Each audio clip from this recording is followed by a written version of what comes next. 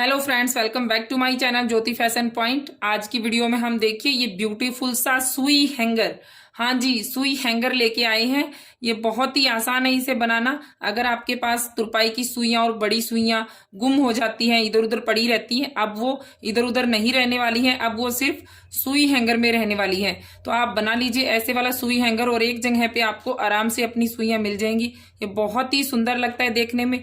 अगर आप मशीन का काम करते हैं और नहीं भी करते हैं तब भी आपके पास ये सुई हैंगर होना बहुत जरूरी है। देखिए, इस टाइप की जो गले में हम अटैच करते हैं वो वाली सुइयां हमने इसमें लगाई हुई हैं। देखिए, ऐसे आप सभी सुइयों को इसमें लगा के रख सकते हैं। ये लगी हुई भी बहुत सुंदर दिखती हैं। लास्ट तक देखिए। अगर वीडियो अच्छी लगती है तो शेयर कीजिए और बिल्कुल भी सब्सक्राइब करना ना भूले मेरे चैनल को। आने वाली हर वीडियो की नोटिफिकेशन आप तक पहुंच सके। और बनाना स्टार्ट करते हैं ये ब्यूटीफुल सा सुई हैंगर। ये